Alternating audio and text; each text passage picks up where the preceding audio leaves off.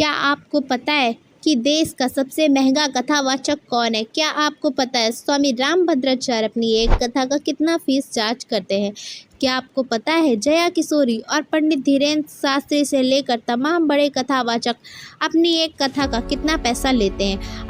आज हम आपको 7 ऐसे ही बड़े कथावाचक के बारे में बताने जा रहे हैं। दोस्तों, देखा जाए तो वर्तमान समय में लोगों का अध्यात्म की ओर रुझान तेजी से बढ़ रहा है और इसी सुझाव के कारण देश में खूब सारे भागवत कथा के आयोजन भी हो रहे हैं। सोशल मीडिया के इस दौर में कुछ कथावाचक तो बेहद कम उम्र में रातों रात फेमस हो गए और उनके कथा वाचन के डिमांड में जबरदस्त बढ़ोतरी भी हुई है।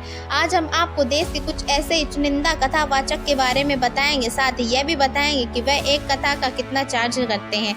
चलिए, सबसे पहले हम बात करते हैं जगत गुरु रामभद्राचार्य जी की। जगत गुरु रामभद्राचार्य जी का जन्म उत्तर प्रदेश के जौनपुर में सरयू पहाड़ी ब्राह्मण परिवार में मकर संक्रांति के दिन 1950 में हुआ था। जगत गुरु रामभद्राचार्य जब 2 महीने के थे तभी उनकी आंखों की रोशनी चली गई थी। 4 साल की उम्र से ही वे कविताएं करने लगे थे और 8 साल की छोटी सी उम्र में उन्होंने भगवत और राम कथा करनी भी शुरू कर दी थी। जगत गुरु रामभद्राचार्य को भारत सरकार ने उनकी रचनाओं के लिए पद्म विभूषण से भी सम्मानित किया है। रामभद्राचार्य अपनी एक कथा का 4 लाख से 5 लाख तक की दक्षिणा लेते हैं। बता दें कि जगत गुरु रामभद्राचार्य अक्सर अपने बयानों को लेकर भी काफी सुर्खियों में रहते हैं। रामभद्राचार्य जी की कथा सुनने लोग दूर दूर से आया करते हैं। नंबर 2 पर आती हैं जया किशोरी जी। जया किशोरी का जन्म 13 अप्रैल 1995 को राजस्थान के सुजानगढ़ में एक ब्राह्मण परिवार में हुआ था। उनका रियल नाम जया शर्मा है और उन्हें किशोरी की उपाधि दी गई है। वे अपने नाम में जया किशोरी का इस्तेमाल करती हैं। जया किशोरी ओपन स्कूल से बीकॉम की पढ़ाई की है। वह कई बार अपने इंटरव्यू में इस बात का जिक्र कर चुकी है कि उन्हें पढ़ना लिखना बहुत ही ज्यादा पसंद है। बता दें कि उन्होंने 12वीं कक्षा के दौरान भागवत कथा कंठस्थ कर लिया था। इसके साथ साथ वह भजन गीता का पाठ भी करती हैं। मीडिया रिपोर्ट्स के मुताबिक श्रीमद् भागवत के वाचन के लिए वह 9,50,000 रुपए फीस लेते हैं। फीस का आधा हिस्सा वह 4,25,000 वह कथा से पहले और बाकी कथा होने के बाद लेते हैं। खास बात यह है कि उनके फीस का एक बड़ा हिस्सा नारायण सेवा संस्था को दान कर दिया जाता है। यह संस्था दिव्यांगों के लिए काम करती है।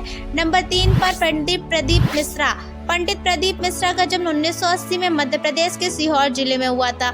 उनका जन्म सीहोर जिले में होने के कारण लोग उन्हें सीहोर बाबा के नाम से भी जानते हैं। पंडित प्रदीप मिश्रा की अगर हम करियर के बारे में बात करें तो उन्होंने अपनी शुरुआत एक कथावाचक के तौर पर ही किया था और जिसके बाद उनकी प्रसिद्धि इतनी हो गई कि आज की तारीख में लोग उनके गीत गाते हैं और उनके गीतों को सुनकर भक्त पूरी तरह से भगवान की भक्ति में रंग जाते हैं। उनकी कथा आस्था चैनल पर भी आती है। पंडित प्रदीप मिश्रा की फीस की बात करें तो ये एक कथा का तकरीबन 17 से 18 लाख रुपए तक चार्ज करते हैं।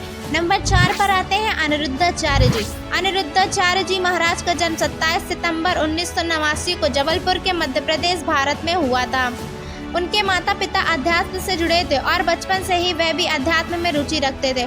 छोटी सी उम्र में उन्होंने हनुमान चालीसा कंठस्थ कर लिया था और श्रीमद् भागवत और रामचरितमानस जैसे ग्रंथ और पुराण का अध्ययन भी करना शुरू कर दिया था। अपने स्कूल की शिक्षा प्राप्त करने के पश्चात वे वृंदावन चले गए और बाद में उन्होंने संत गिरिजा शास्त्री महाराज से दीक्षा प्राप्त की। महाराज भागवत कथा वाचन का 1 लाख प्रतिदिन से भी ज्यादा लेते हैं और कथा 7 दिन तक चलती है। महाराज जी के द्वारा कथा करवाने का पूरा खर्चा 12 से 15 लाख तक अनुमानित है। नंबर 5 पर आते हैं कथावाचक देवकी नंदन। कथावाचक देवकी नंदन ठाकुर की अगर बात करें तो उन्हें हम एक पुराण कथावाचक, गायक और अध्यात्म गुरु भी कह सकते हैं। 1997 से यह श्रीमद् भागवत कथा, श्री राम कथा, देवी भागवत, भागवत गीता इत्यादि पर प्रवचन दे रहे हैं। 2015 में इन्हें यूपी रत्न पुरस्कार से सम्मानित भी किया जा चुका है। इंटरनेट पर मिली जानकारी के अनुसार देवकी नंदन ठाकुर का जन्म 12 सितंबर 1978 को उत्तर प्रदेश के मथुरा के ओहा गांव में हुआ था।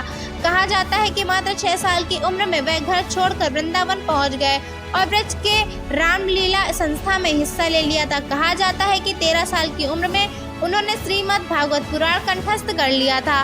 देवकी नंदन ठाकुर जी की नेटवर्थ लगभग 5 से 7 करोड़ रुपए है। महाराज देवकी नंदन ठाकुर विश्व शांति सेवा चैरिटी टेबल ट्रस्ट के संस्थापक भी है। इंटरनेट पर मिली जानकारी के अनुसार वह एक कथा करने के लिए फीस जो लेते हैं वह 10 से 12 लाख है। नंबर 6 पर आते हैं पंडित धीरेन्द्र कृष्ण शास्त्री।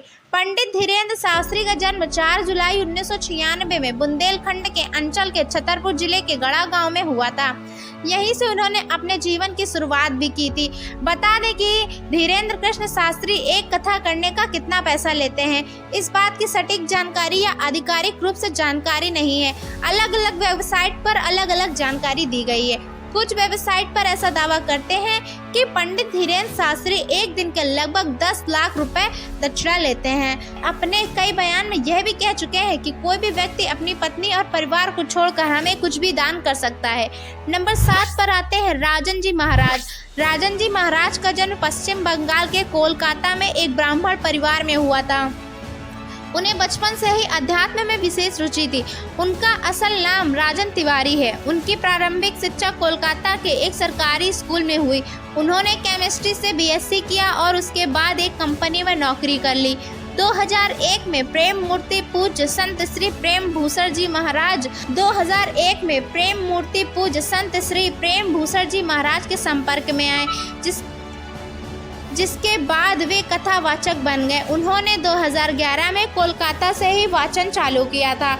उनके सीताराम का भजन बहुत प्रसिद्ध है। वह अपनी कथा और भजन के लिए 10 से 12 लाख चार्ज करते हैं। तो ये थे 7 बड़े कथावाचक जिनके बारे में मैंने आपको बताया। क्या आप इनमें से कितने लोगों को जानते हैं, ये भी मुझे कमेंट करके बताइए। वीडियो अच्छी लगी हो तो भी हमें कमेंट करके ज़रूर बताइएगा।